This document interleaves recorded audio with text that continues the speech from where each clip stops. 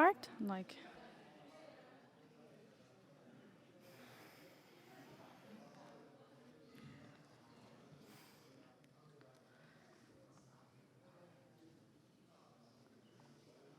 Should we start now?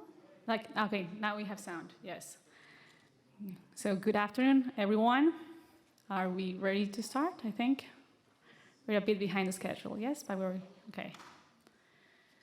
So welcome to this session towards digitalization of water supply, improving service delivery and promoting sustainability using digital tools.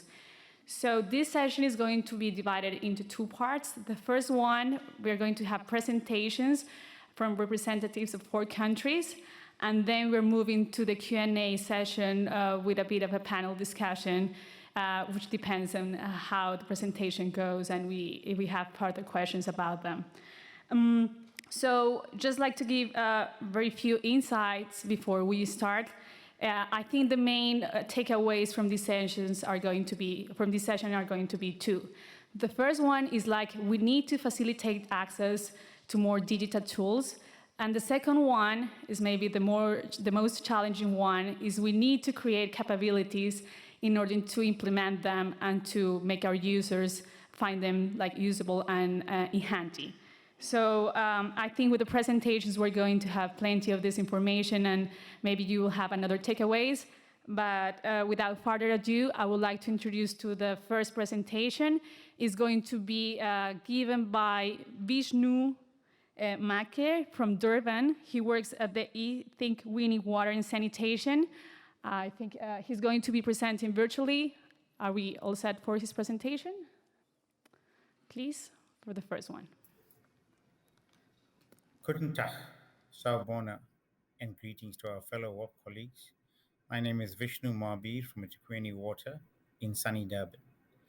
Our WAP entails the development of a low-cost smart metering device to develop a smart grid and to curb non-revenue water losses within the city.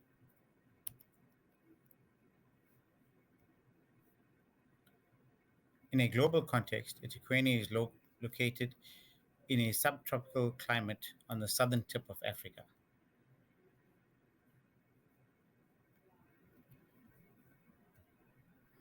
The city is on the east coast of South Africa and is home to approximately 4 million citizens, which makes it the 3rd most populous city in the country. eThekwini has a high topography with a hilly landscape, which ultimately impacts on the water and sanitation infrastructure. The city experiences high poverty levels and a high unemployment rate of around 33%. eThekwini is a water-scarce city that imports around 90% of its water.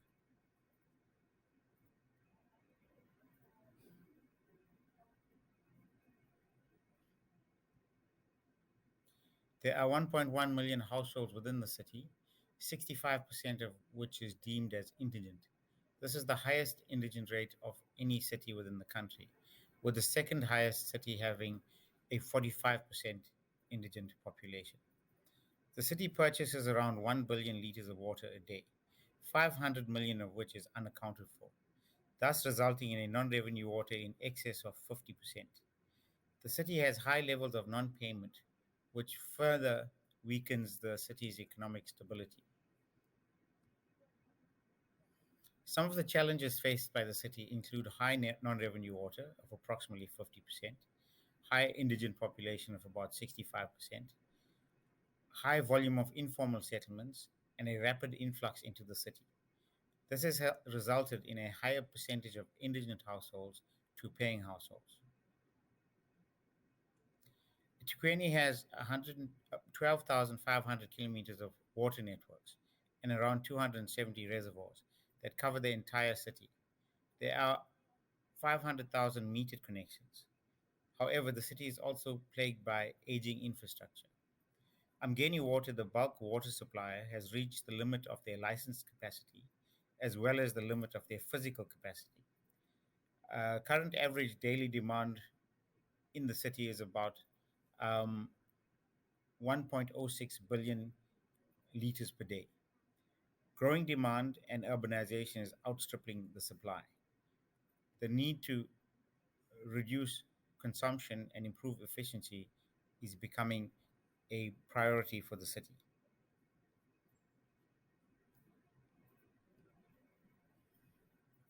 This schematic displays the reservoir hierarchy of a custody transfer point or point of bulk water purchase. We have approximately 70 custody transfer points that feed level 1 bulk supply reservoirs, which then cascade eventually down to a level 4 reservoir. A reservoir can supply a lower level reservoir or the consumer directly. These are critical areas of the network that require smart metering to enable a smart grid. This complex schematic illustrates one part of our network. It is important to note that we have installed around 3,000 pressure reducing valves to reduce the non-revenue water. This helps to reduce the amount of water lost through leakages and bursts, ultimately reducing the strain on the system. The benefit to this project is that each of these PRVs has a flow meter attached to it. When installing the smart metering device to the flow meters on the PRVs or pressure reducing valves, we can produce a smart grid. This will highlight the areas of high loss, help us get zonal balances, provide an early warning system for leaks and bursts, provide usage patterns for each area, allowing us to harness artificial intelligence and machine learning. One of the quickest wins is that we will be able to read night flows on individual meters, which can directly point to major leaks and bursts.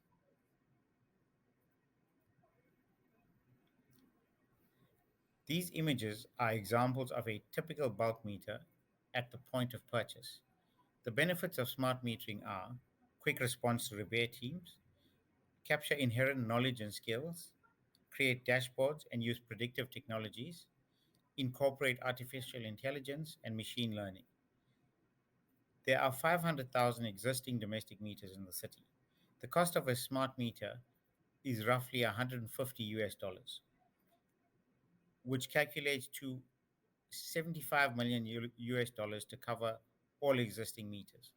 The cost implications make this project infeasible to undertake in the city. This even excludes the cost of resources required for plumbers to refit meters. In order to address these issues, a hackathon was held at the Durban Botanic Gardens in August last year. The iterative design thinking approach was used to get all the role players to understand the magnitude of the problem. Because the solution did not only lie with water experts, professionals from the IT, electronics field, as well as we included civil society, councillors, and senior management from the city. Um, all of them were there to articulate the need to resolve the high non-revenue water uh, situation in the city. The considerations we took into account when designing a solution were the device power supply, data conveyance, uh, tampering, and also the type of device we would use. Um, Other questions we had to answer were, do we use the existing device or replace with an all new electronic device? There may be trust issues with a new device, whereas the consumer is already confident with the existing device, which has already had approval for installation within the city. Um, Costs of a new device will be higher in terms of installation if you need a plumber to replace the device. Whereas an existing device, you can get a pulse read switch or take a picture of the existing readings and use AI to convert to a number. Then you can also get the readings digitized. Um, if we retrofit existing meters, a plumber is not required for the fitting, and we can use existing resources and save time. The many options for powering the device include rechargeable batteries, um, which are used extensively in IoT devices, but are quite expensive and require replacement over time. And if you consider 500,000 devices, that's a lot of devices to visit to replace. Solar, which also presents a risk of theft as it's of value to other people. A hydro turbine, which uses the existing flow and pressure in the pipe to provide power, mains power from the resident themselves, wind power, or any combination of those. With data conveyance, we could use our refuse trucks, which traverse the city at least twice a week, to gather this data and then read it back into our system when they return to the depot. There are many IoT devices using a GSM cellular network, which is a very efficient way to get data. In addition to the cost of a um, using the cellular network and cost of data, a SIM card needs to be installed into the device. This means that when we change service providers, we will have to access each of the 500,000 devices to change the SIM. Sigfox is extensively used in South Africa for vehicle tracking and has coverage throughout the city.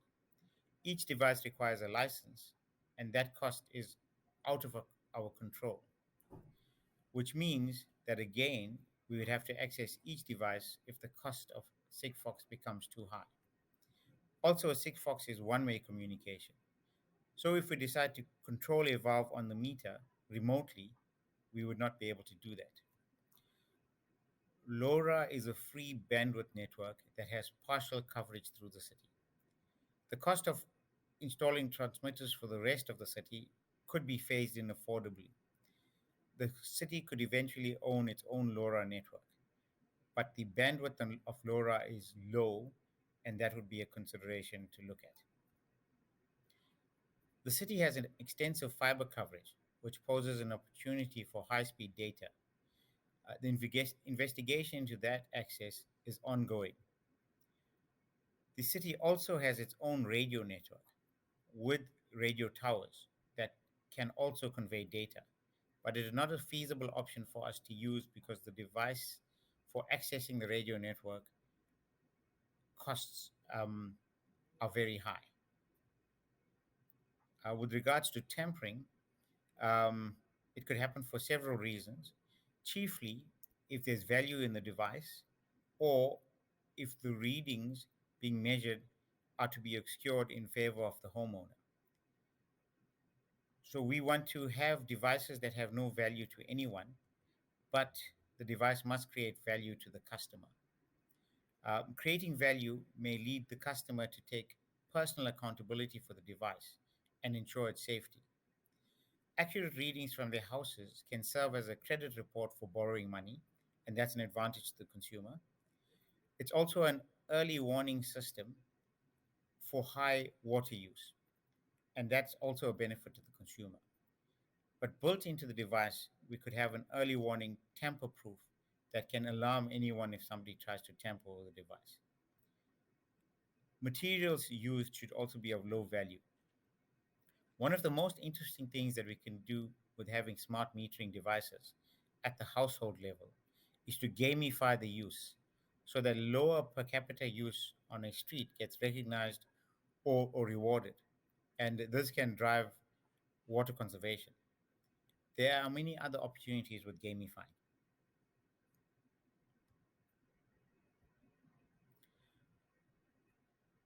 The results of the hackathon produced a workable device using available technology.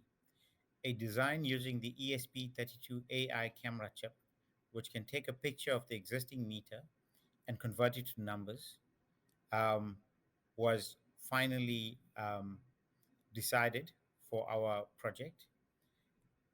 The data can then be conveyed back to our backend system at our head office. And because of the success of the hackathon, we are currently building 100 devices using off-the-shelf equipment to prove the concept. These devices will then be installed at various points in the system to test for suitability and functionality. Thereafter, we plan to create a specification for fabrication. Thank you very much.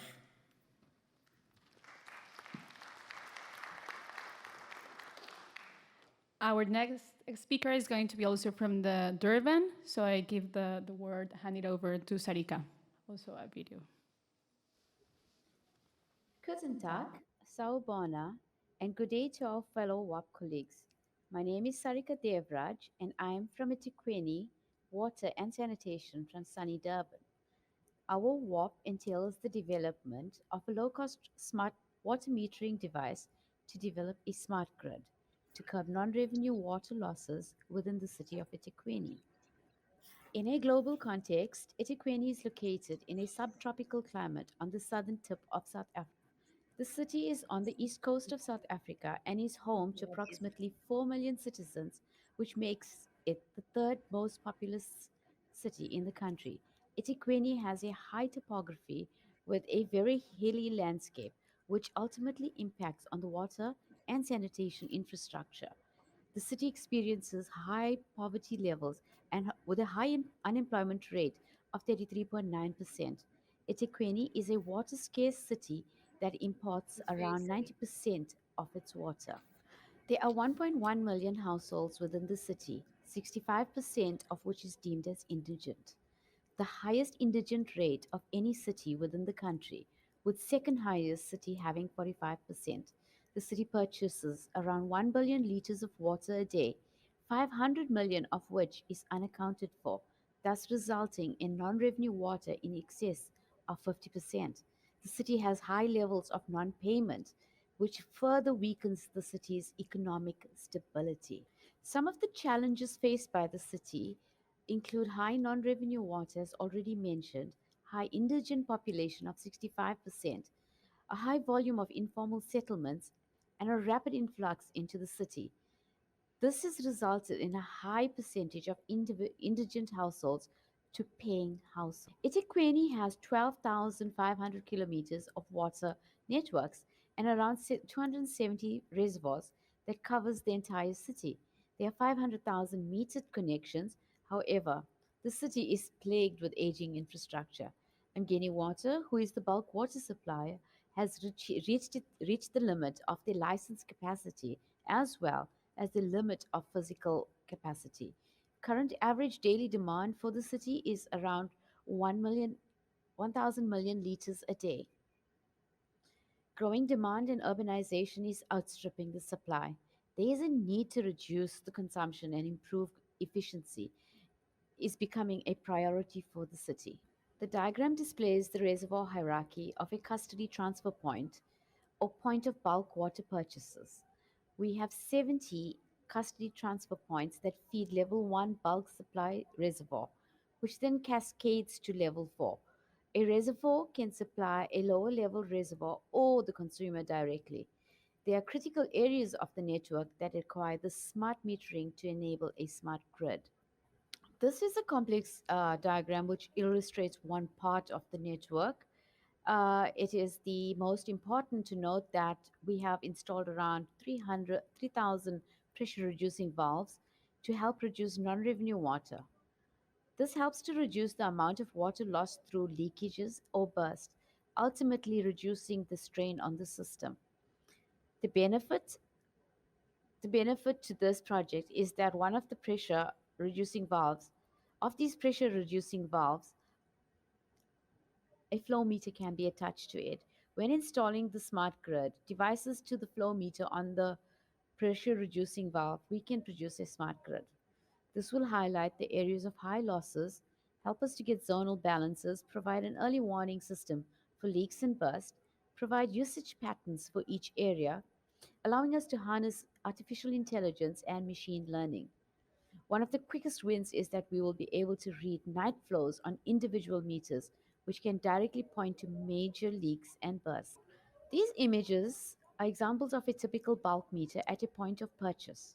The benefits of smart metering will be quick response to repair teams, capture inherent knowledge and skill, create dashboards and use predictive technologies, incorporate artificial intelligence and machine learning. There are 500,000 existing domestic meters in the city. The cost of a smart meter is roughly 150 USDs, each which calculates to 75 million USDs to cover all existing meters. The cost implication makes this project not feasible to be undertaken in the city. This excludes the cost of resources required for plumbers and to refit meters. In order to address these issues, a hackathon was held at the Botanic Gardens in August 2022 in Durban. The iterative design thinking approach was used to get all the role players to understand the magnitude of the problem. Because the solution did not only lie with the water experts, professionals from the IT and electronics fields were also included. We included civil society, councillors, and senior managers from the city who were there to articulate the need to resolve the high non revenue water. We looked into consideration when designing the solution, the device, power supply, and data conveyance tampering. Do we use the existing device or replace it with an all new electronic device? There are many where m- there may be trust issues with the new device, whereas the consumer is already confident with the already existing device, for which has approval for installation within the city. Cost will be higher in terms of installation if you need a plumber to replace the device.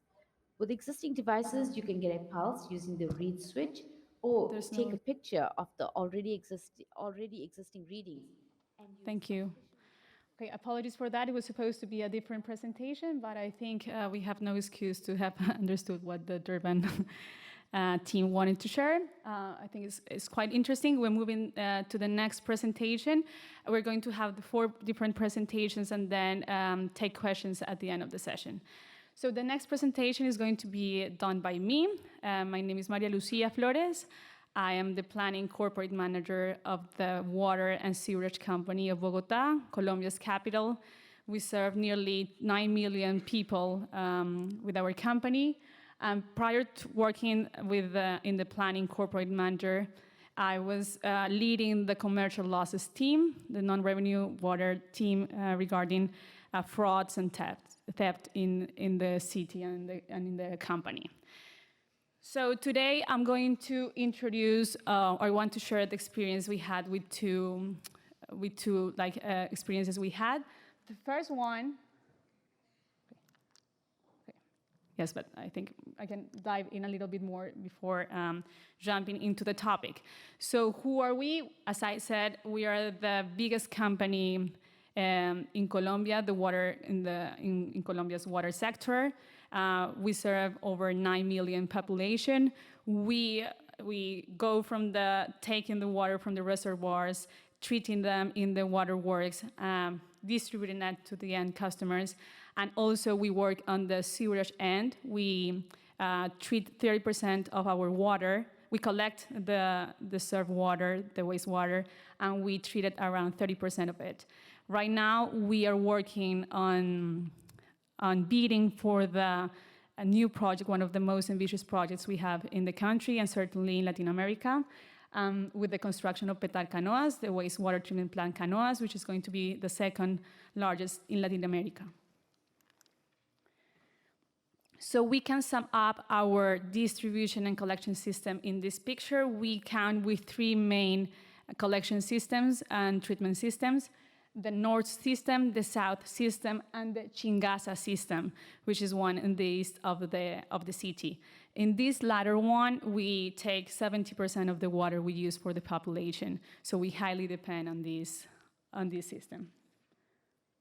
We treat nearly 21 cubic meters per second, so it's quite a big amount of water, the one we treat.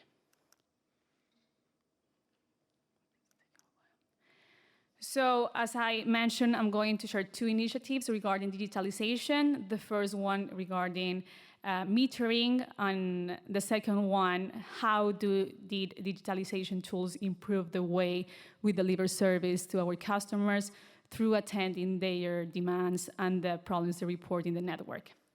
So the first one is called MIA for its acronym in Spanish, which stands for Intelligent Metering for big customers. So just like to give a bit of a background, metering is not as widespread as we expected. In Colombia, it is, especially in the capital city, Bogota, but it's not true for Latin America. For instance, in Argentina, only 20% of the customers are metered. And I think that the regulation and the law in this sense has been quite advanced in our country. It recognizes the importance of metering as one of the milestones of the public service sector. Not only happens in water, but also in other utilities. So this is one of the steps we have taken. So nearly 99% of our customers are metered. Now we have the problem is about what comes next after widespread in metering. And the first concern comes to precision. So we have quite old meters. We have meters that range from 50 years ago, and like a lot of our meters are concentrated in that age range. So we need to move to change the meters, but not only to change them just by the sake of doing it, but also to move to more advanced technology. And with more precision, we also want to move towards telemetry or remote metering, because we spend way too much resources on reading the meters. So we have a huge, army taking a huge crew going through the households and all the different users to read the meters every 2 months. So it demands a lot of human resource, and we also need to tackle that point. Our law, the 142, stands that metering is the foundation for billing, so it's really hard for us not to charge something different that is what is shown in the meter. And what we need to move towards is increase metering, as I was saying, but also to use that strategy to incentivize more rational consumption. Micrometering is important because it tells the customer what it is actually, or that is what's supposed to do, what it is actually consuming, and henceforth, the customer can rationalize what they're taking. So what is MIA? Is consumption data analysis based on metering, metering with ultrasonic meters that also have remote metering. So it's a very simple idea, but here comes the interesting part, and it's really hard to implement. We had a similar situation, or we tried to implement this program 5 years ago, and it was quite a failure for something that seemed to be quite straightforward, and I'm going to talk about the challenges in a minute about it. So we want to begin with installing 900 ultrasonic remote metering meters. The idea is that they're already reporting every 30 minutes, so we have information of consumption every 30 minutes. And also, we can detect up to 9 types of anomalies. So, for instance, if there was a leakage, or there was a breach, or the consumer is increasing their consumption way too much, or decreasing in an unexpected way. So it has about 9 types of alerts. With the first 70 meters that we have installed, we're working on installing the rest during this year, we have these numbers. So what we ran was a diff and diff exercise. So we try to control for time varying effects and also for specific effects. And what we see is something quite interesting, because we were expecting to face an increase in consumption, which is not what we exactly see here. We divide the information by users, by their type of users. And what we see is that the differences are not statistically significant. This turned out to be quite baffling at the beginning, but then what we understand is many of these consumers were being measured by averages of their consumption. So even in the cases that the meters were not working, what it tells us is that the average that we were using to bill them was quite accurate. But this is only giving us more interest to see what happens with the 800 remaining meters that we have to install. We are expecting that in the overall, when we install the 900, we will see an increase in consumption, because we know that these meters are quite old, so they should have a lack of precision when it comes to metering. And what we expect in the medium and long term is to see a reduction in consumption after they can more actively participate or analyze and assess the consumption they're having. This is basically a view we have for each one of our customers. We can tackle them and follow them every 30 minutes all the time. So we can see where the peaks of consumption, so this is like the red spots are where they have a higher level of consumptions compared to the usually rate of consumption. Provides us with information, very interesting information to do further analysis and to register parameters of consumption. So as I mentioned, the short-term benefits that we have is that we can have a control in water losses. We cannot see exactly this in the figures we had seen, but that's something we are certainly going to see, especially in the next steps of the program, which I'm going to tell you shortly. We also have more accuracy and reliability, and this is very important. We do not have this program just to increase our billing. That's actually not the main purpose of the program. We just want to have accurate and precise measurement. If that means that we're going to charge less, so let it be. We just want the customer to really understand and know what it's consuming and to take actions accordingly, especially I'm hoping for them to reduce and to be more efficient with the consumption. Right now, with our projections, we're expecting to have enough water to provide to the city till 2040.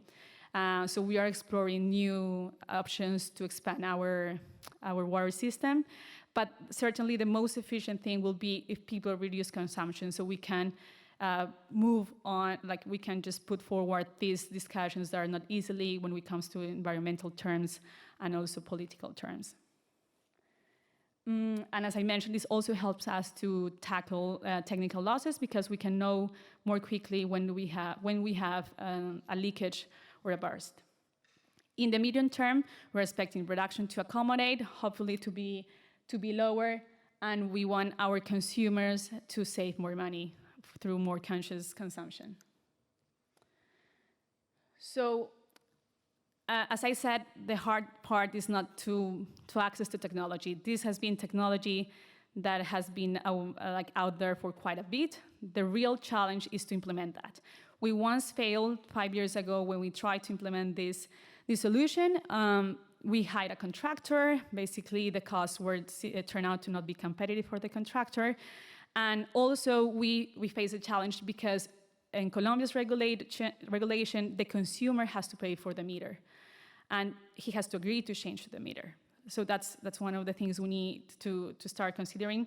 So the fact that they have to pay for the meter makes it really hard for them to access to this more expensive meter. As my colleague from Durban was saying, this costs about $150, which for a country like Colombia, specifically Bogota, which complicated social conditions, turns out to be very complicated. That's why we started with a program with big consumers with high purchase capacity, but then we want to move to more complicated population, more complicated, so to speak, population.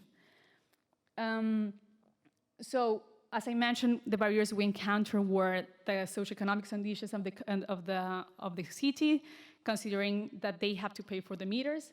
The second one is the regulation constraints. As I was saying, also we have to charge for them. We cannot assume them of tariff, and this is quite of the discussions we're trying to promote within the regulation agency. We're trying to tell them, please let us charge the meters within the tariff, because then we can also place them in the places where they're more, when we need it the most. I bet that if we did this exercise with the population, with complications to access to resources, we would have found more interesting results.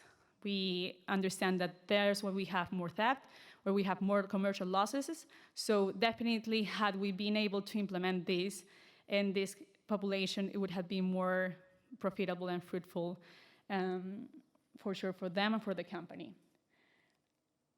And another and also very complicated situation is labor unions.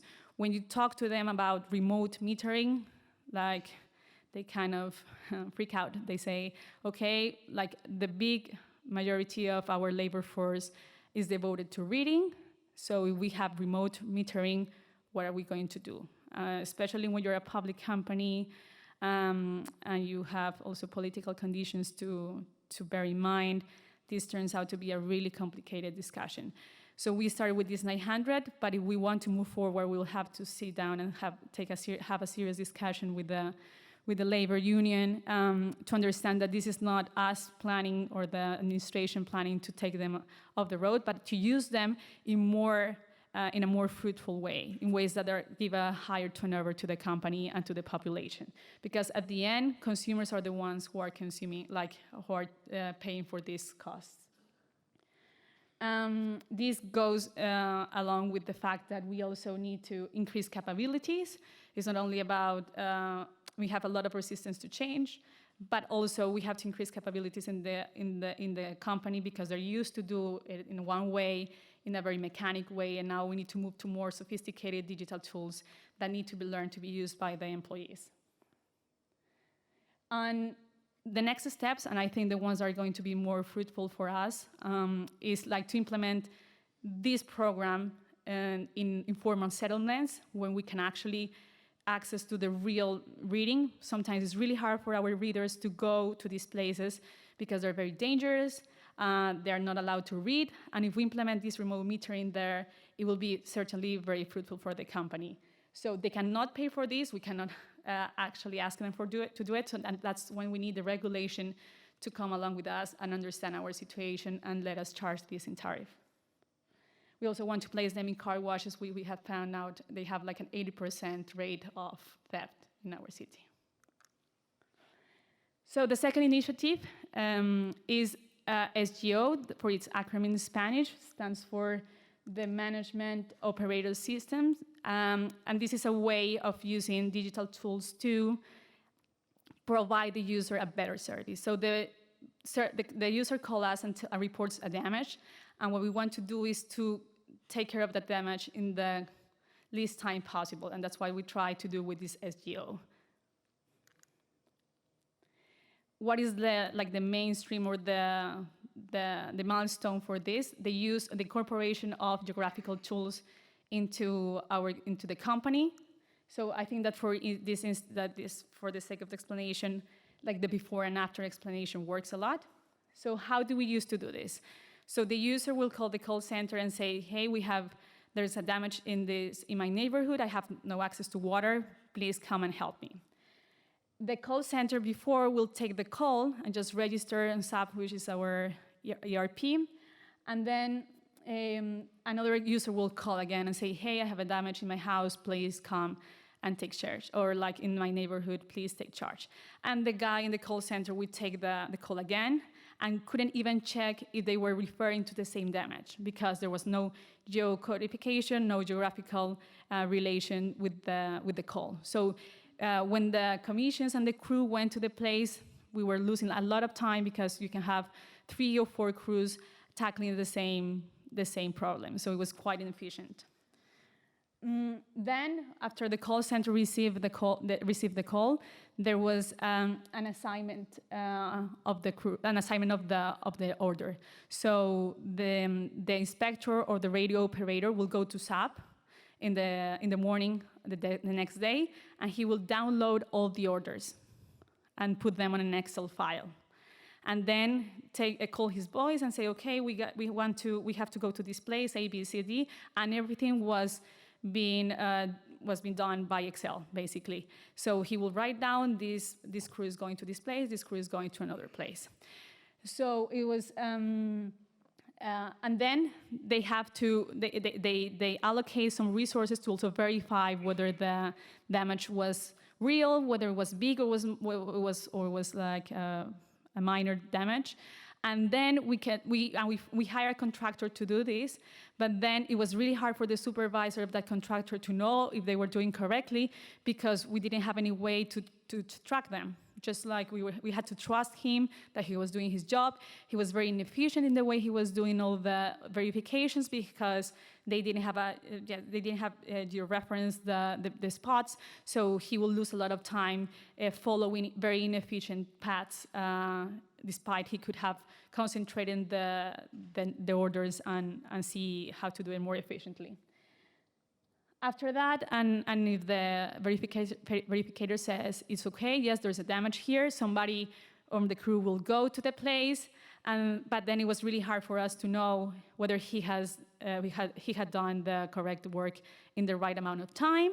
So, because basically after he arrived from fixing the damage, he will go to the office and write in SAP, yes, I arrived at this time and I closed the damage at this time. So we had basically completely rely on them, and we had no means or no way to verify whether they had done was right or not. And everything was filled in forms. And that's why this is a real picture of the boxes, the stack of boxes we had, just like of all the forms they had to fill and that we had to rely on. That's the way it was done before.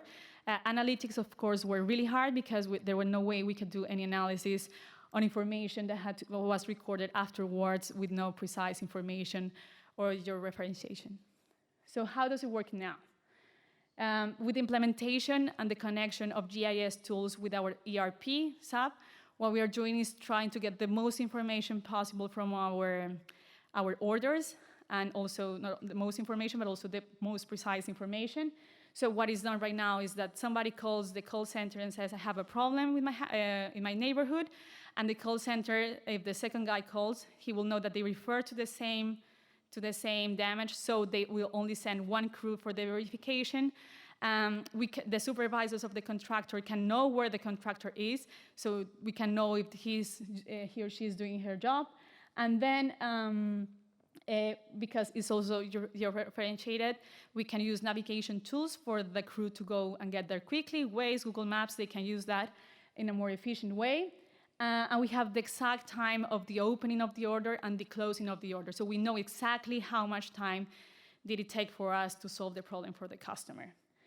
When we presented this in the preparations, our colleague from Durban, Vishnu, he suggested something very interesting that we are actually applying right now, trying to apply right now, which is like you should do like an Uber service to your clients, explaining to them or showing to them in an application where their service is. Like right now we're taking your call, we're right away to solve the problem, and that's something we are definitely going to implement. Very interesting suggestion, and we appreciate that. And with all that precise information, we get to build very interesting dashboards that not only help us to know how are we serving our clients, but also we can do more analysis with the GIS information. I'm going to show some examples later. So what were our success milestones to implement SGO? Again, it's not an easy task. We have been trying to implement it for over 7 years. It had also a lot of resistance for the workforce because, again, the radio operators believed that if we had everything on the cell phone, their work was not going to be needed anymore. So we needed to explain to them that we need you, but we need you doing something else more productive for the company. And that has been really challenging, but we are working on this. The city is divided into 5 zones, and we were always checking on the 5 zones who did best, and we found that some zones were not doing quite well because the operators resisted to implement. They say, this is worthless, this is not going to work. We will make it not work, but at the end, I think we all got into the same path, and we're working on this. We work with in-house development solutions. That was something very interesting because we reduce our dependency on third parties. We develop our own software. Of course, we use some external sources, but mainly the biggest development was done in-house. We did also on-site training, which is constantly very demanding, but very needed. And something that is very important is like we didn't try to adopt what was best outside. We tried to look inside what was best and try to make the most out of it. So we implemented something different, but at the end, the idea came completely from the employees. So when we were in the training sessions, we told them, This is because you suggested it. I know it's hard for you. It implies a mindset change, but we did this for you because of you and because you actually gave us idea. And something very important is that there was high management level commitment. The general manager herself, she met with us every 15 days to check on it, to meet with the managers of the zones, with the workers, explain them. So high management commitment was crucial for the success of this implementation. I'm running out of time, so I'm just going to say that with these two initiatives, with having more precise information, we can have, for instance, a better detection of theft because we have more precision in measurements, so we can detect more deviations more precisely. And we can also have this kind of dashboards, which tells us where the loss is exactly located with estimations and with georeferentiation, thanks to the implementation of these tools. So we have this, the previous one was the Iowa implemented for each one of the zones of the city. Here is the pressure dashboard we have, thanks also to remote metering in pressures. And we can also have an information of lag orders. So we know in this place you were supposed to attend 3 hours ago and you're not doing it. So we can know that precisely and show it to the general management position. So some final remarks. Definitely digital solutions enhance service provision. We can actually see our customers face to face and say, we're working on it, here's where the things, where the work is being in place. And we're working on your request. The second one is that definitely georeferentiated analysis are like top-notch and change the way we conduct businesses. Third one, regulation should respond accordingly. So we need regulation, we need laws to help us to do what we need to do. If we cannot charge meters in the tariff, it's going to be very complicated for us to change all the meters that we need to change in order to have more precise consumption. And as I said, this is not only something we need to charge more, because that's not the end, it's something that is going to help the city and the country, for instance, to reduce the need of an expansion work that will demand really a lot of resources from the city and the country. We need to let workers be part of the solution, definitely, because this is because of them, for them. And the last one, we are always keeping in mind that our goal is to provide the best service to our customers, and they are the reason why we're doing this. So that's it. Thank you.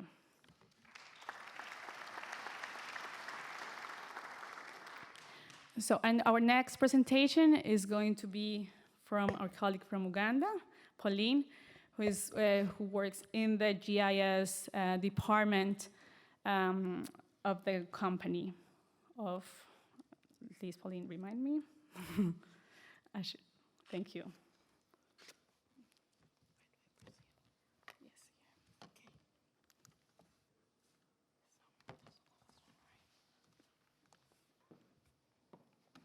Good afternoon, everyone. I'm happy to be here. Thank you, Maria. So I'm Pauline from National Water and Sewage Corporation, and I work as the GIS specialist there. I'm going to take you through resilience in challenging times, and this is a case of asset management in National Water and Sewage Corporation. So, where is Uganda located? Uganda is located in East Africa, and that's where the source of the Nile is. We have a population of about 48 million people, and National Water has been in existence since 1972, so we celebrated 50 years. And currently we operate in 256 towns, which are all within National Water, which are all within Uganda, sorry. So these are the urban towns. So our vision as National Water and Sewage Corporation is to provide, to be a leading customer service utility in the world.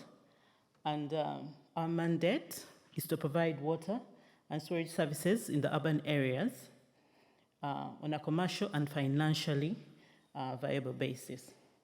So with this, our mission then becomes to be sustainable and equitably provide effective storage and quality water and storage services to the delight of our stakeholders.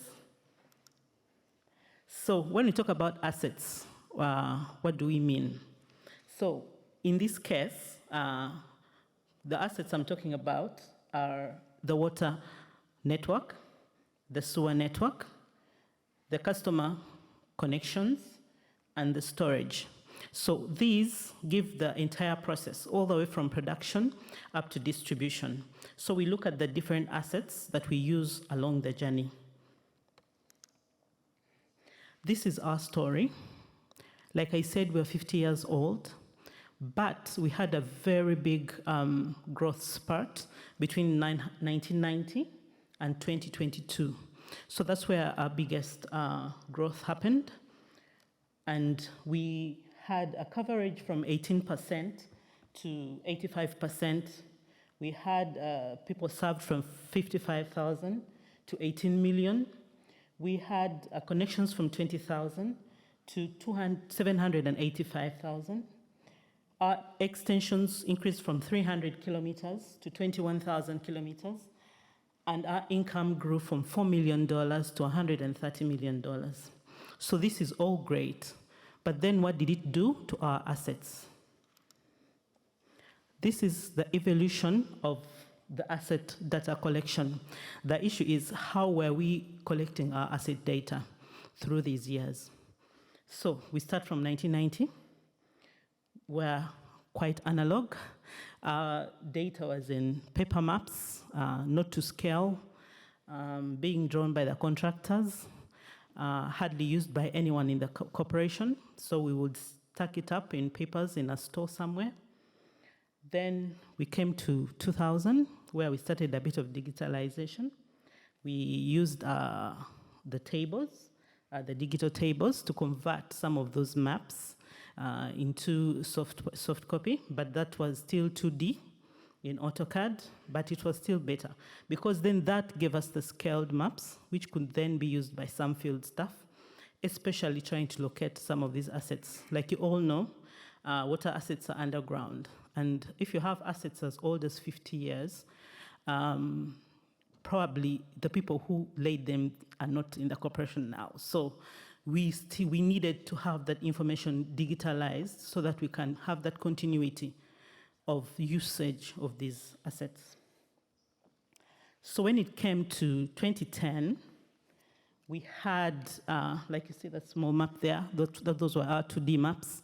We created a block mapping system in-house that could give us a property number, which property number was the block number and the connection number. So that was also incorporated on the bill, so we could be able to locate each and every customer by location. That's geographical location.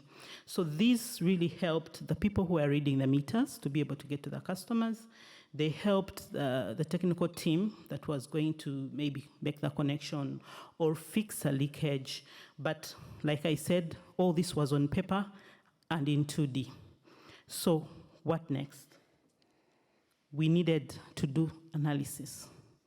Like I said, old network, you need to understand where are the old pipes located, how long have they been there, which pipes are connected to that. The 2D would just give us the visual, but we couldn't do any analysis on it. So this also explains the different users who are using our data, the asset data, along the journey. Like I said, for 1990, it was mainly the contractors. In 2000, since now there are scaled maps, we had some field teams, and they were mainly using it for visualization and trying to trace some assets. Then in 2010, that's when management comes in, but that's middle management, because then we started using ArcGIS, which gives a third element to your data. You can be able to add different layers of your data, and then it can answer different questions. So that's where the management comes in, because then when you're making a presentation like this to management, this is what they understand. They wouldn't understand what's in the field directly. You won't take them everywhere. But geographical information allows you to consolidate everything into one face that management can make an informed decision. So in 2021 to date, we had the ArcGIS, and then we came up with, through the WOPs, we got MapKit. So what does MapKit do? Now, MapKit enables each and every staff to have the maps on a kit. So a kit is a phone or an iPad or a laptop or a desktop. So you can have your maps anywhere in the world for as long as you have an internet connection. So that's when we fully digitalized.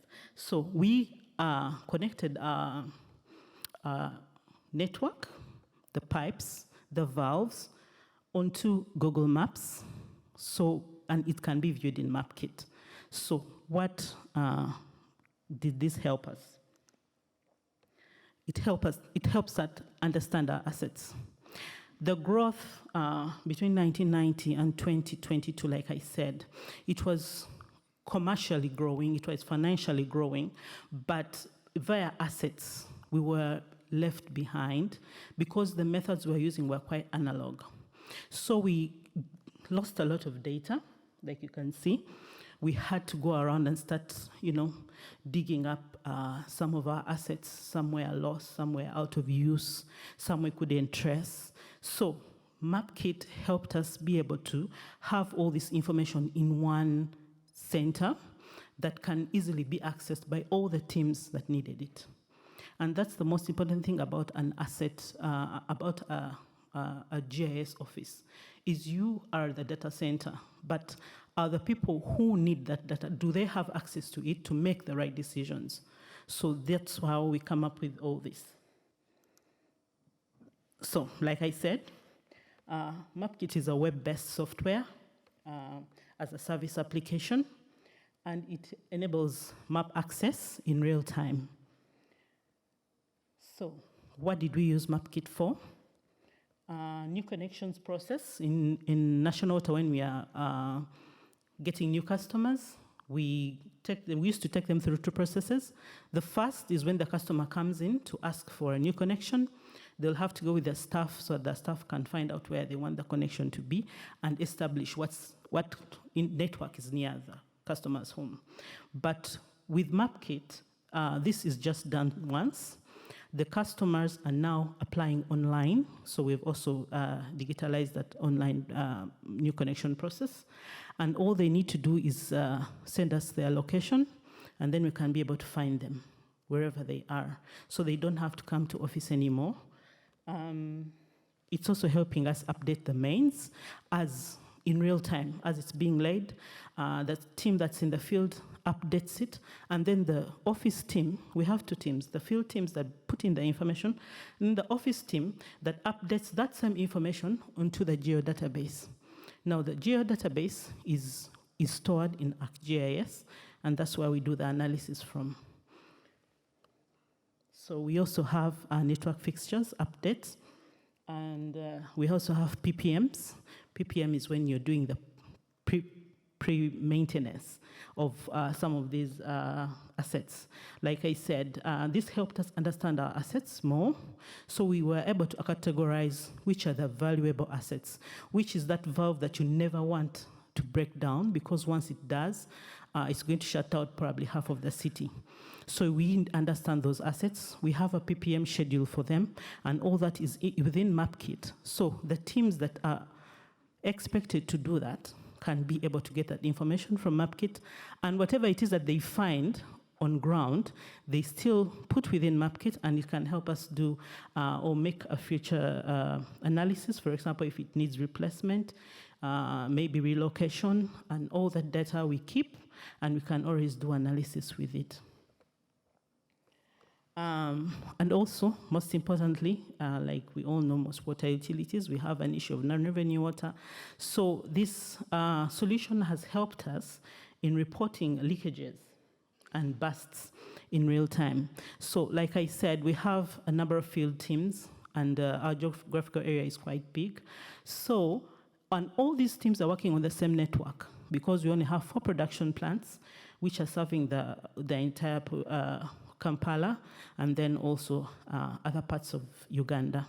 So all these teams go out to the field to do different things on this network. But with MapKit, each team will know what the other one's touching. So if someone is repairing a valve upstream, and probably you're trying to also work on something downstream, through MapKit you can always tell that there's a team upstream working on this and this line. Probably that's why it doesn't have water. And all this is happening in real time. So there are no phone calls or asking someone or maybe call this person or something. And remember, no paper maps. So everyone who has their kit can be able to access this. Oops. Sorry. Oh, yeah. Okay. So the different phases of MapKit. We have the reporting phase where you can report the leakages, the bursts, the no waters, the sewer spills. All this can be reported in the system. Then we also have the sketching, where you can sketch the new customers, the new meters can be entered, the network can be entered. And we also have the reporting. The reporting is where now top management can come in. They can get reports, which teams are working where, what was the response time on that job, what are the materials that were used on that job. And this has really helped also increase on the accountability for the different teams. Everyone knows what it is that they are supposed to do, and they have to do it the right way, because, like, for example, for leakages, if someone is fixing a leakage, they can take a before and after picture to confirm that the leakage has been fixed well, and everyone has logins. So when you do that work, it will come in with your name. So it's very easy to be able to also account for your time and the work that you do in the corporation. So this is another phase of MapKit, the asset condition. So this you do, you can be able to set up a schedule where you can be able to assess the condition of the different assets, and this can be viewed by all the teams that need to view it. And when it comes to the maintenance, they will still be able to put in the different materials that were used, or if it's a flush, if they did a flushing, for how long did they flush, then you can be able to calculate how much water was used. We also have information on by pictures. That's our Kampala that you're seeing there. And then all those different symbols are the different assets that we have. So we have the valves, we have the hydrants, with their sizes, their materials, the edge, and the lines to which they are connected. This helps us carry out the different analysis, like I said. So this is one of the analysis. This was done for pipe failures, and we're trying to relate it to the edge. This Kansanga is one of the oldest areas of Kampala, the ones that have the old network, 50 years and above. So we're trying to understand whether the pipes that are there are having occasional breakdowns because of the edge. Because we could think it's edge, but then probably it's material or it's so many other things. So when you have all this information, including the history of your assets, it can be able to inform you on decisions that you make. So it's in the long run, it helps the corporation save money, because the decisions you're making are informed decisions. Another thing that it helps us with, we have what we call a CRM, which is a customer relationship model. So this is through the call center. So our customers call in and they have different issues. Maybe I've not had water at my house, maybe for 2 days. So the good thing with this software, it was linked to the CRM. So even the jobs that are reported in the CRM through the call center, we can also see them on MapKit geographically. So as soon as it's logged in the CRM, at the call center, the team that is in charge of that area where it is reported can be able to visualize it on their phones and be able to go there and fix it immediately, if I could say. That's if they have the tools to do it. This is another analysis that was done for leakage spots for another area. So this can also inform, you'll see the red areas are the ones with increased number of leakages. This was done for a 3-month period. That's January to March. So you can be able to understand which points of the network are having frequent breakages. And these can be due to maybe the pipes in that area are exposed. We have a problem of exposed pipes due to erosions and road constructions and all that. So exposed pipes are also something that we report in MapKit. And this is for the attention of the teams to be able to go to those areas and deepen those pipes so that they then prevent the future breakages and bursts on those lines. So this is another thing. Like I said, this gave us a deliberate. So we go out with a focus to now protect our assets, build chambers. We have a machine that labels, a labeling machine. We are making stands, and then each of our assets are labeled with the asset number. So whenever you dealing, even if, because we've seen the map has a number of valves, when you click on the valve, it gives you the information of the valve. It gives you a valve number. When you go on ground, that valve is chambered and it is labeled. So you will know that you're dealing with the right asset. And this has helped our field teams, one, to understand the network fully, because it's very important. Sometimes these calls come in any time of the day, even in the middle of the night. So when they call the person in charge of that area, please go to this road. There's a very big burst. They will be able to know which valve you're talking about and where it's located, and to make sure they are touching the right valve to be able to fix it, or to fix the leakage downstream. So this has really helped team play and to be more efficient and have response time reduced.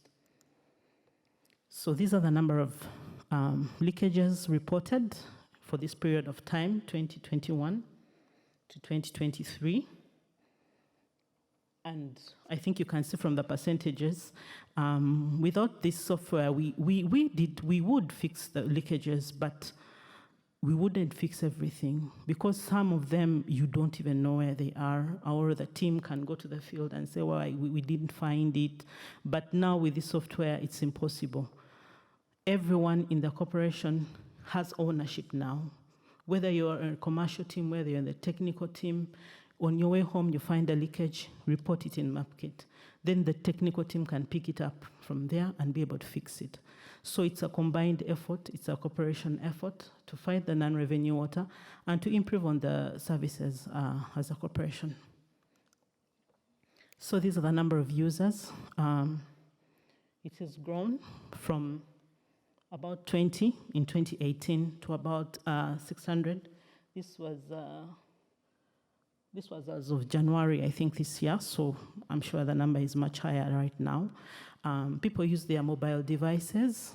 So the field team all have mobile devices. Some have been facilitated with phones.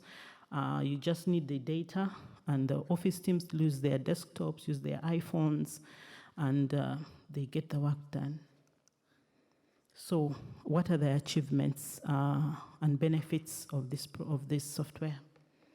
We've had a rapid increase in condition assessment. We can be able to assess our assets now and document the network failures, which then inform future decisions.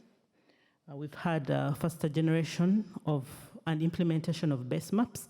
Now, those are the ones from Google Maps. Like I said, we work in the urban areas, and Google Maps has been friendly enough to be able to update our urban areas much faster. So we have recent images that can depict the actual situation on the ground. So we've had timely and streamlined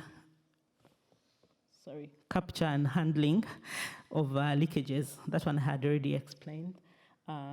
We have a viability process. So when all those reports are put in, like I said, we have an office team that updates it in the geodatabase. So we validate some of this data. And MapKit as well has access levels. So a plumber in the corporation cannot then update the information. So for him, he has a role maybe to report a leakage, report the repairs, and then middle management can generate reports. They can do analysis. So we have different levels of access, which then helps our data to remain more viable and more true. We also have more staff who are now equipped. Before all this, we also had staff who had a problem reading some of the maps or understanding some of these assets. But right now, I'm sure about 95% of our staffs, they know. The good thing is, because MapKit uses Google Images, there's an icon for location. So even with the newest of staff, they can still be able to locate themselves on ground, and then at the same time be able to locate whichever asset they are trying to look for or customer. Then the historical data of pipelines and failures, like I said, that one has also helped us be able to have better strategies for pipe replacements, better strategies for extensions. Like if you're planning for a network extension, you'll understand where is this water coming from. Is it enough to get to where you want it to go, and all that. And the ease of reporting of field activities, like I said, different teams in the field doing different things, but somehow they all know what the other is doing. So in conclusion, we've had continuous trainings by work professionals, and we have created a new field of knowledge and solutions. That's one of the biggest advantages with WARP, is you as the users get to understand your system better, and then you also come up with new solutions to problems that you've been having before, but all this is through the interaction with the different professionals. And then also the management of NWSC has been very supportive in this implementation of MapKit, and has also been consistent and continuous in its support. We've built in-house capacity and working with MapKit developers that have helped us, like I said, to synchronize our existing systems with MapKit. And right now we are actually working on something on meter management cycle, which is also going to be input in MapKit. We are going to, they're trying to come up with a model that helps us track a meter from the time it enters into the stores as a new meter up to when it's disposed of. This is going to also help us with management of that asset of the meter and all the different activities on that meter. Has it been cleaned? Has it been repaired? So this will also help us understand the meter mix, which meter mix is probably suitable for our kind of network. Something like that, because currently we have about 10, I think, meter types in our network. So we need to be able to understand which ones can we use, which ones are friendly for our terrain and water type that we have. So we've also, NWC it also has a number of WARP projects running as a mentor to other water utilities in the region. We have some, I think there's a presentation across on the different WARPs we're having in Ethiopia. So we've moved a long way in this initiative. So at NWC, we commit to water for all, for a delighted customer by a delighted workforce. Thank you very much.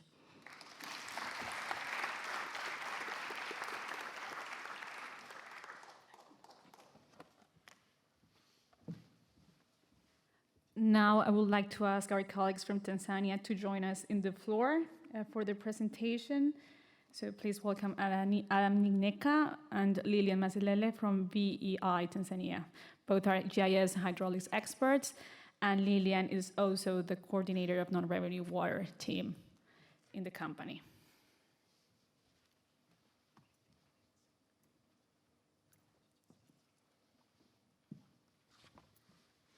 Yes, good afternoon.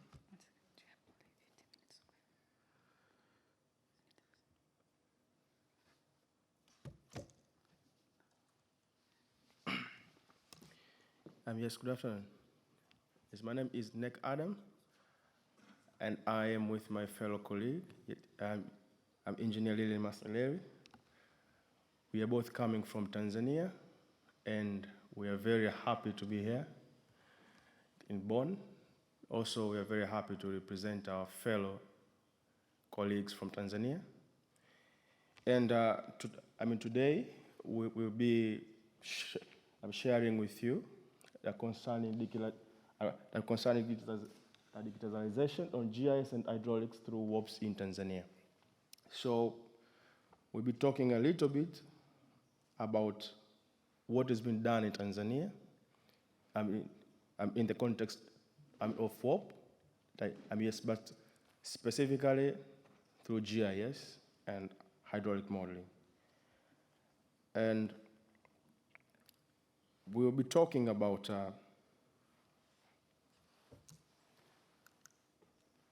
we are going to talk first about the introduction of WOP and VEI. We both know that you are familiar with WOP, but we have some few colleagues who might be new to the WOP. Also, we are going to discuss in details concerning GIS-based innovation as a result of WOP in Tanzania. So to start with, the definition of WOP, the meaning of WOP, I think we both know, but it is good if we remind a little bit. This is a non-profit partnership between two or more water operators with the aim of strengthening their capacity to sustainably provide quality services to all. So we are working with VEI, and for those who don't know VEI, this is the Dutch organization, yes, which is made through a collaboration of 7 water operators in the Netherlands, and we are happy to say that VEI is among the world's leading water promoter, the promoters of WOP. So, yes, in Tanzania, VEI is having partnerships with 3 water utilities. The first one is MWASA. MWASA is called Mwanza Water Urban and Sanitation Authority. It is also located, on the lake zone, just around Lake Victoria. And also we have AUSA. AUSA is Arusha, water utility. Also, it is located on the northern part of the country. Also, we have DUWASA. DUWASA is Dodoma. It is on the central part of the country. And we're also striving and trying to have some other partnerships. But the aim of all these partnerships is, first of all, doing the capacity building. To capacitate ourselves to have better services. And also, we are doing digitalization, especially on the GIS and hydraulics, of which this is the main topic that we are going to discuss today. And also, we are doing water quality and quantity improvement to the suburbs. And also, we are doing the investment mobilization.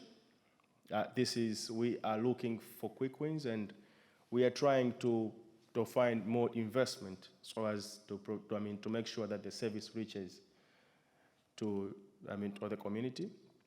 Also, we are doing proper approach. This is, in other words, we call it low-income connections. This is just to support the the sustainable goal number 6. And, and also we are fighting together to reduce non-revenue water. So because we are talking about GIS, the displayed is the definition of GIS, but it is more technical.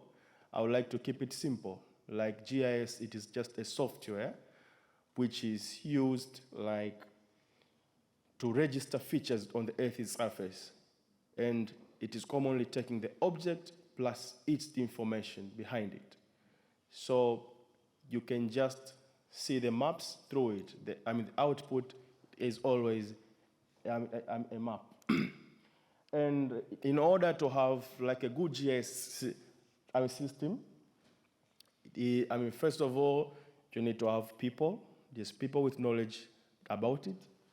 You need to have the hardware, and then after you have the hardware, you need to install the software.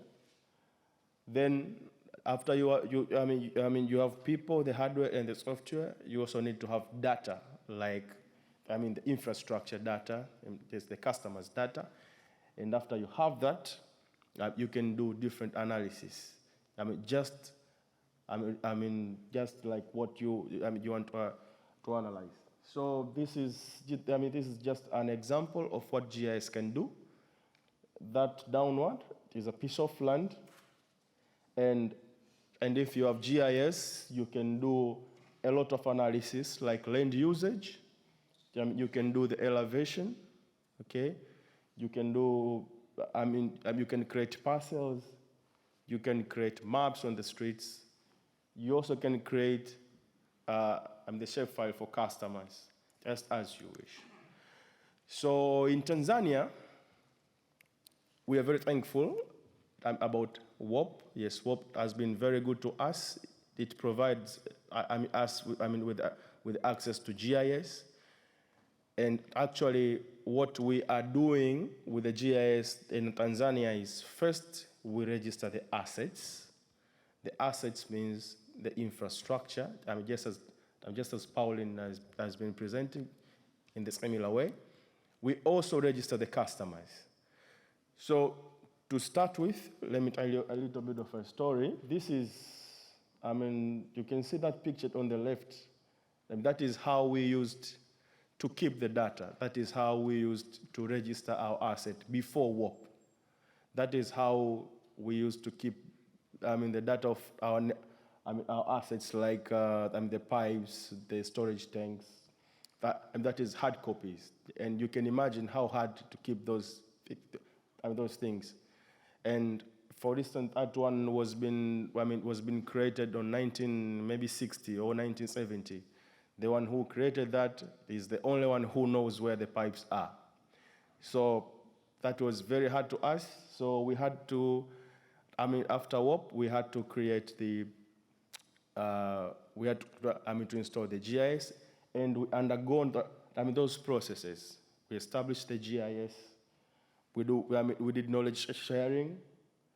We digitalize, and then we clean up. And after that, now we have these maps. You can see that map. That is the map of the assets now. That is in Arusha City, and I can say we're having the maps like that in both Mwawasa, Duwasa, and Ausa. So the same to customers. The same to customers. We did the same. Sorry. This is how we used to record the information of our customers before WOP. And this is how we tried to store, we tried to locate the customers. We draw by hand, and then we keep the location like that. But after WOP, we also undergone the same processes. We bought GIS, we did the knowledge sharing, and then now we have the real-time data, and they are kept on ArcGIS. So I will leave my colleague to tell you how we do apply the GIS on our daily applications. Welcome, Engineer. Thank you, Adam. Good afternoon.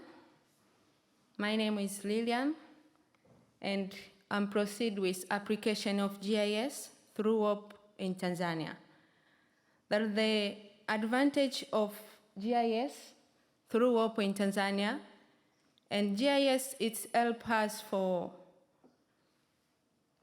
register the asset and the customer, but also fighting non-revenue reduction. So through GIS, we are able to doing network analysis and isolation. That will lead us to create like DMI boundaries. So it will be able to manage this small area for non-revenue analysis reduction. And through GIS, we are able to do leakage analysis, customer survey, and also to have visualization of data through dashboards. That map is example of GIS, what we use GIS in our utilities. That the map showed the area of lake zone area, which have the nature of hills. So we have the problem of the area called Mjimwema, which is located at the lake zone. So the problem was we pump water, which the source is the lake zone. So we pump water to the reservoir, which is located on the hills. So the water is like recycling. We pump the water enters the tank, and then go to the outlet, come up to the tank again. So through GIS, we're able to link GIS and the hydraulic model to solve that problem. We do some analysis, so we be able to do some pressure management, and also to reduce like pumping energy. So through GIS and hydraulic, we're able to categorize that area with the different pressure zone and to give access to the customers. Also, we have like dashboards for visualization, and we use dashboards and the leakage analysis for non-revenue reduction. That picture, it shows the example of one of dashboard. Through this, we use ArcGIS Collector application. So we use mobile application. We start by doing knowledge, we sharing knowledge to the staff, and then we install the application through the device, mobile device, or tablet, or computer device. But this application, it's only, you can collect through tablet device or mobile device.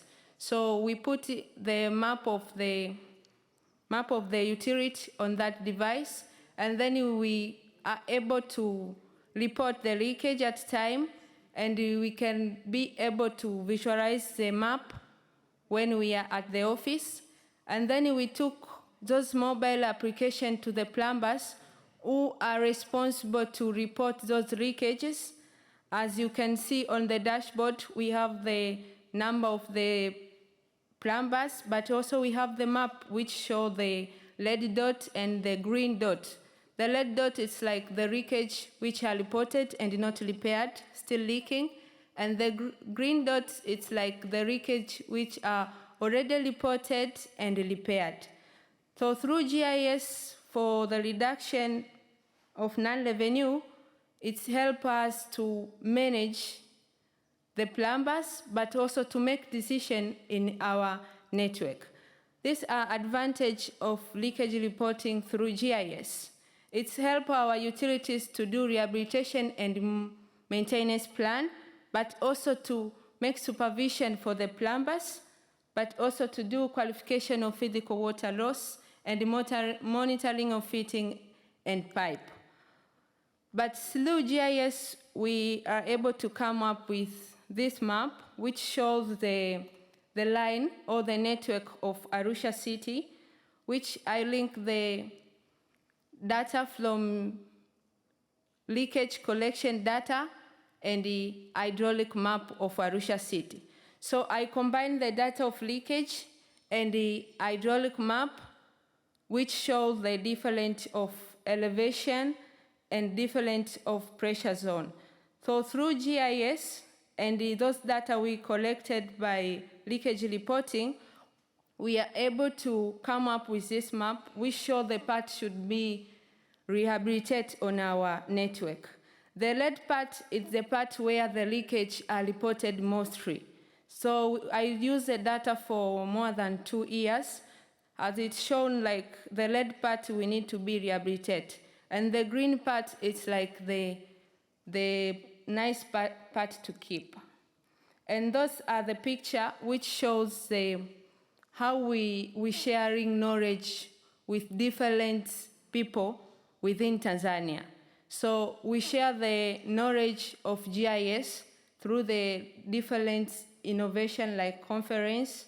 We also sharing the knowledge with our staff within the utility, like south to south knowledge. But also when you use the software, we have challenge.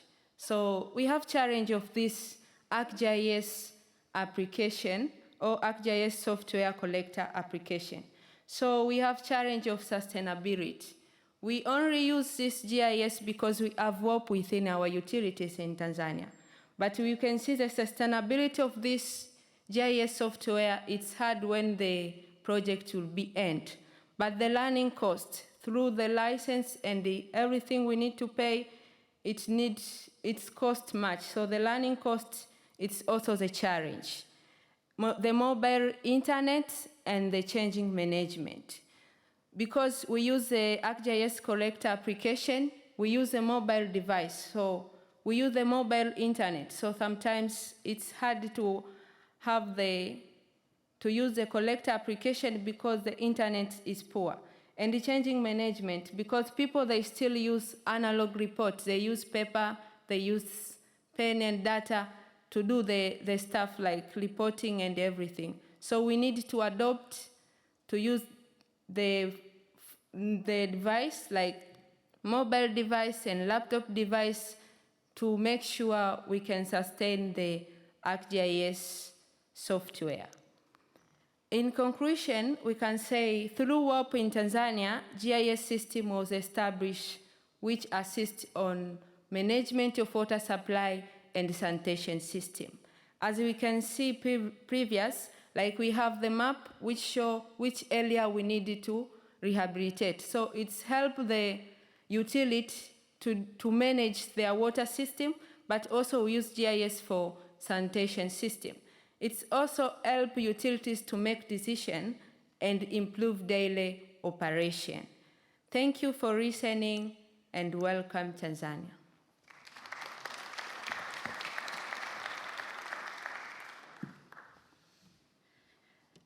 Thank you very much, Lillian. So we ran out of time for panel discussion, but we'll be taking questions from the audience and from the chat. We have one question from the chat. So for answering questions, I will ask my colleagues, Pauline, Lillian, and Adam to come to the floor. So I'll post or say the question asked in the chat, and then we will open the questions from the audience.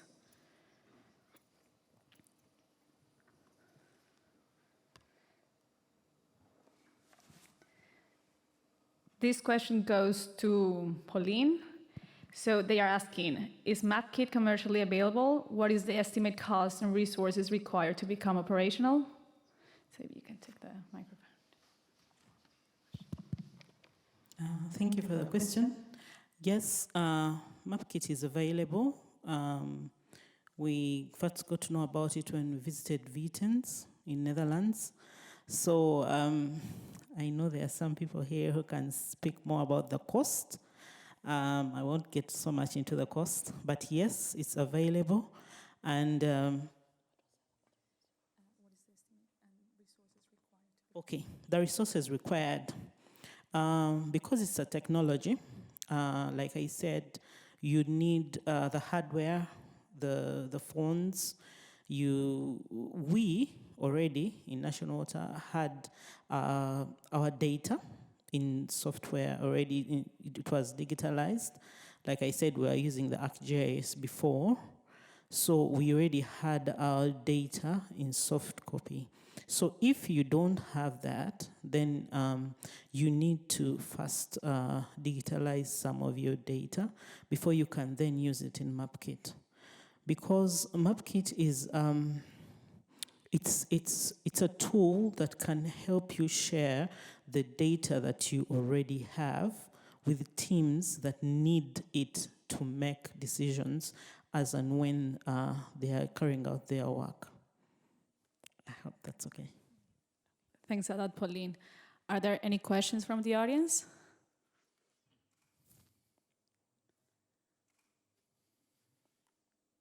Hello? Okay. Hello, my name is William from the country El Salvador.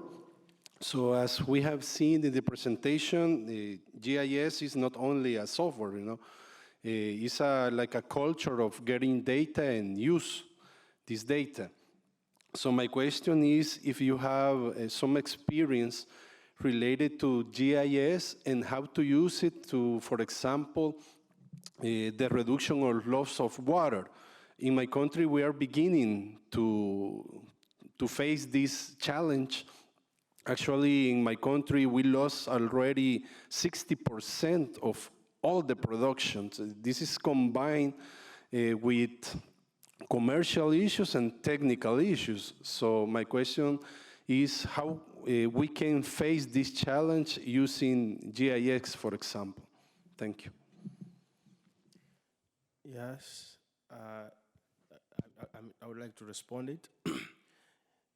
Yes, I mean, with GIS, we can use it mostly to tackle the problem of non-revenue water. It is more technical because we believe that non-revenue water, it has two parts: the commercial part and also the physical part. So for the physical part, as we have been presenting, we have this. We have this leakage reporting. We are using the ArcGIS online to help us with that one. So we have the plumbers. I can say all over our network who are reporting those leakages. And also we have assigned some people just active in small areas to go and check for the leakages. So whenever we find the leakage, we report it. And then because it is just like it is a real-time data, so the plumbers responsible, they see it like it is. There is something reported somewhere, so I go and fix it. And also on the reporting, they report like there is a questionnaire to say like the type of I can say the diameter of the pipe, the pipe material, and when it ruptured. You can even take a picture and share, so the plumber can see I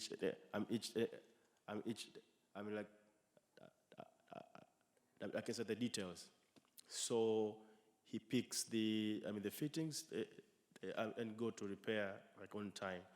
So that is how we can tackle the physical part. Now you can report like a range of leakages. So it really helps, and it also helps to quantify the amount of water which has been lost, because you can see the time that that leakage has occurred, and also the time that leakage has been repaired. So the difference, in time, it can help you to estimate the quantity of water that has been lost. So we are doing that in Mwanza, and it is successfully. Also in Arusha, we are doing the same. Yeah. But in terms of commercial roles, what you can do, because the commercial roles, it's based on customer meter. So what we did at Arusha, we create like a customer survey. We use the we use the package of ArcGIS Enterprises called Survey 123. We create the questionnaire, we go to the field, and we go house by house, we check the meter accuracy, and when the meter is installed at the site.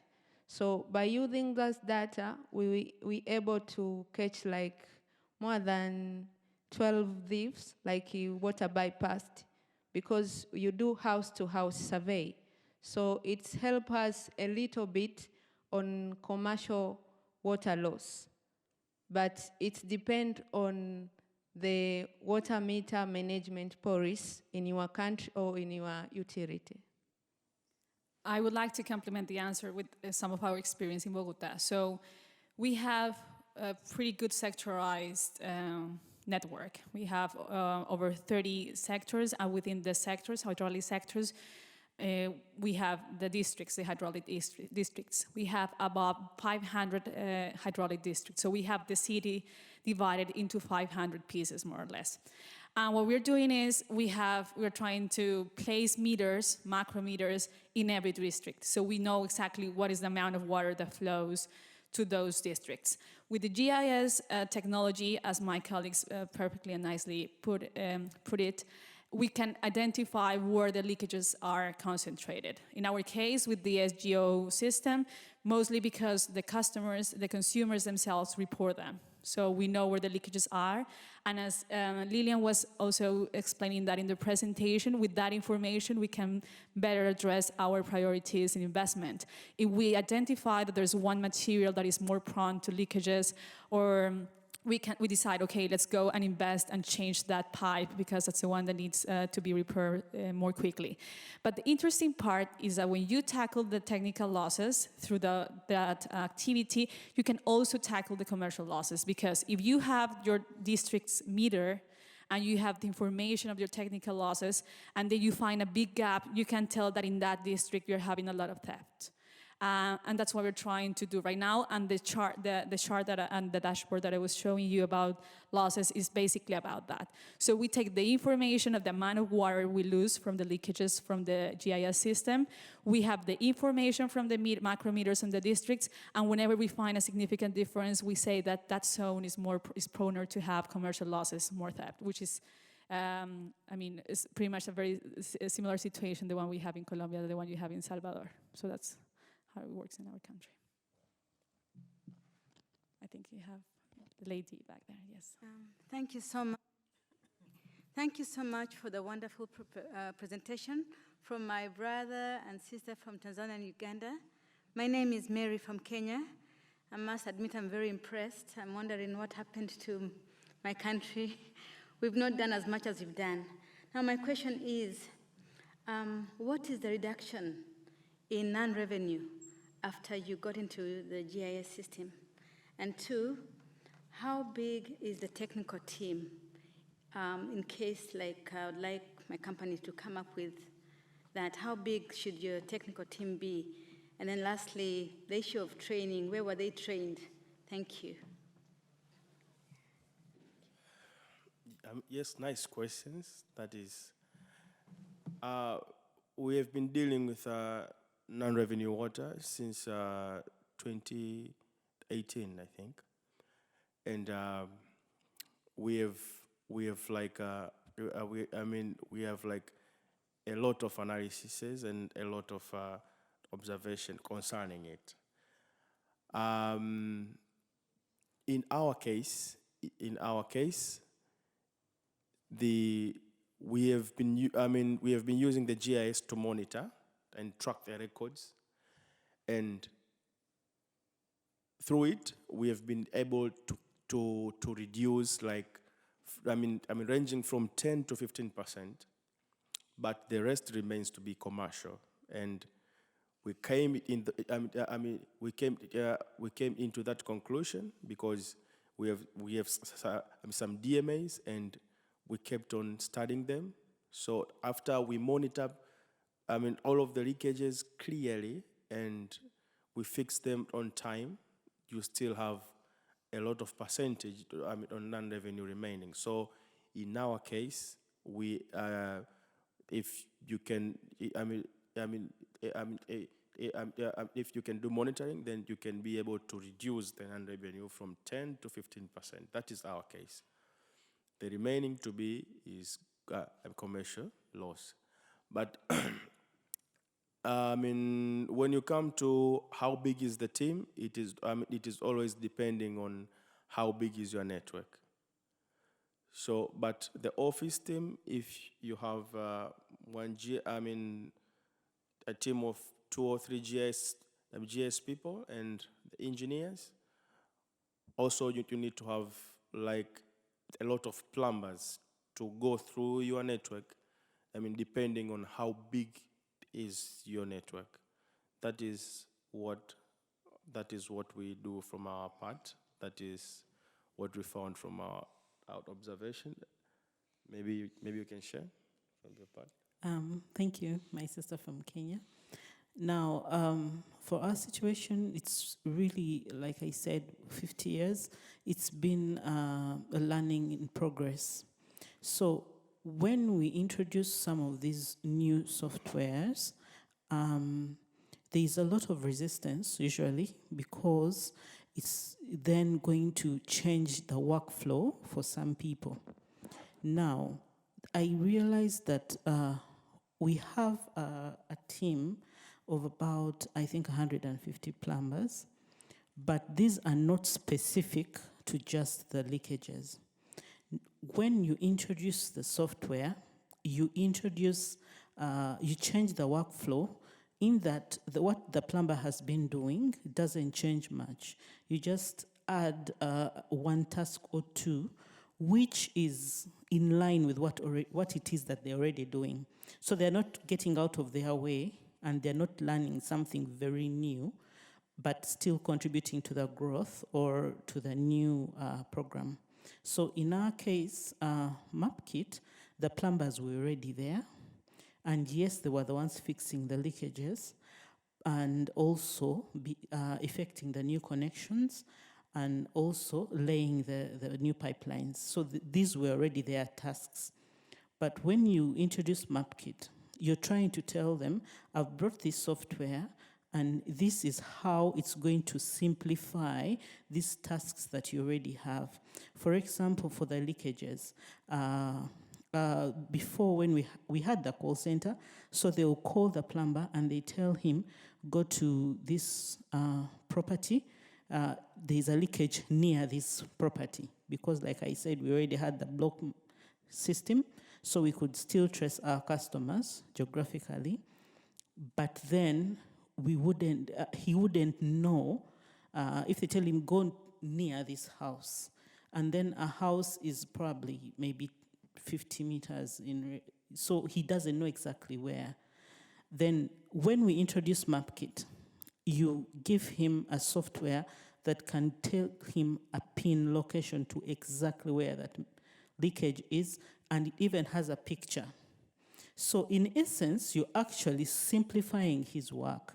He will be able to get to that location. He doesn't need a printed map. He doesn't need to call anyone. So he'll just get there, he'll assess it.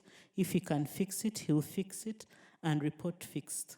So what I'm trying to say is when you're introducing these systems, first understand what it is that you have in the corporation. How are you working with the teams that you already have? And then find a way of introducing the system while trying to fit in with what is already existing. Because if you try to create something completely new, then you are going to distort the rest of the functions of the corporation as you wait for them to pick it up. That's the advice. Thank you. Thank you. Any other questions? I think in the back there. Thanks.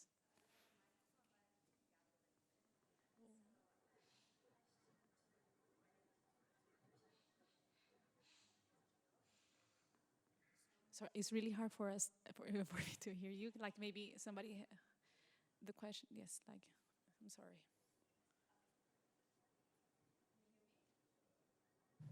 Now, okay, perfect. So I wanted to ask about the two initiatives, MIA and HGO in Bogota. I wanted to ask to what extent it is as a sustainable, to what extent it reaches the sustainable development planning in itself, and whether it is a long-term solution, and what is the plan to change the thinking of people who are against it? Because I remember there was like not everybody was supporting it. Thank you. Thank you very much for your question. So it is sustainable in time. That's what we're trying to assure, and it's not been easy, certainly. As to MIA, the problem, as I mentioned, was the regulation. So we cannot. We need to charge. Or the regulation says that customers need to be charged for the meters. So as long as this stays this way, it's going to be very complicated. There have been some ways somehow to bypass this condition, so to speak. For instance, the regulation allows us to charge charge the meters in tariff as long as they contribute to the reduction of technical losses, non-commercial losses. And of course, when you talk about meters, the first thing you think about is that is going to tackle commercial losses. So we need to create an argument to explain to the regulator that installing meters helps to reduce technical losses, which is not easy to do. Some companies have done it successfully in the country. I mean, successfully, they have had to explain themselves many times and with very complicated arguments with the regulator and with the superintendents, which is the one who watched us. So it's not easy. So I think we need to keep working on explaining the regulators this is important. We need to charge meters in tariff, and that's something we are working on. And I think we can explain this. We have like this situation right now with the new government, when we can say it's very complicated for the given the socioeconomic conditions of the population, most of the population, for them to pay that. So we can find an argument to try to have this discussion, but we highly depend on that. That's the truth. And as to SGO, we have certainly faced several constraints with licensing. So we need to increase our licensing in ESRI, which is our supplier for GIS technologies, and we also need to increase our licensing with SAP, which is our ERP, because we need to connect the GIS tools with our ERP. And that definitely increases cost. So for the first kind of licensing, the GIS licensing, we have recently approved a project, so we develop it on our own. So we're investing not a big amount of resources on moving to open source software that doesn't require licensing. It means that we have to change the complete system of the way things work in the company, software-wise and database-wise. But we think that within 1 year we'll be able to move to open source technologies and software, so that's going to be a game changer, definitely. And with the licensing with the ERP, that's the next problem we have to face, but we're working on that. And the second question was about, remember me, sorry? How to convince, yeah, sorry. So, yes, as I mentioned, implementing SGO took around 6 years. Yes, it started in the previous administration. Our administration changed basically with the change of the mayor because we're a public company. So we started in the previous administration, and we remember that one of the highlights of the report that the previous administration gave to us was, you need to keep working on this. So it has taken a while. And the way we have convinced, or we have managed to talk to the workers is you're not going to become a useless person. On the contrary, you're going to become more productive for the company, and you're going to be something way more fulfilling for you as well. So this has been kind of the argument we have been using, saying before you have to fill a lot of forms, now we invite you to learn how to use your cell phone and to use this application, and you also will be kind of in the state of the art in technology, which is going to be useful for you not only work-wise, but also in the communicating with your relatives and everything. That's kind of the narrative we have been using.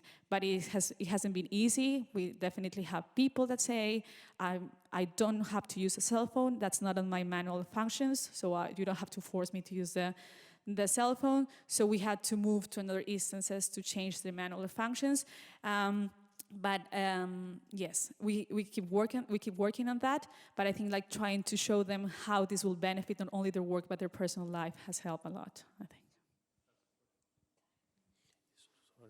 Sorry, there was one question asked by Madam from Kenya. Remaining one? Yes, remaining. I think it was about how did we learn. That is through WOP. We had an opportunity to receive some experts from the Netherlands on 2018 who came and trained us about the introduction to GIS. I mean, like all the packages, and we stepped up. And then after that, there was, because GIS is a software, it has like a lot of updates, a lot of things to learn. Then we were in contact with Esri. Nairobi, there is a branch of Esri. We always contact them. Also, they have a small branch in Tanzania at Arusha. So that is how we learned the software. Sorry, I can also add something on the trainings. We've been doing a number of trainings on MapKit by the different teams that come to Uganda. So still, like he says, we were trained by professionals from there through the Waterworks project. And then the beauty with WOP is they train you and then up to when you learn. Then when you learn, then you get to train others. So that's the biggest advantage. So now we become trainers of others. So there's that peer-to-peer training as well, which then helps the sustainability of the program. Okay, so I think we ran out of time. We are more than happy to discuss about this more outside and during these days. Thank you very much for your attention, and we invite you to have a coffee break. Thanks a lot.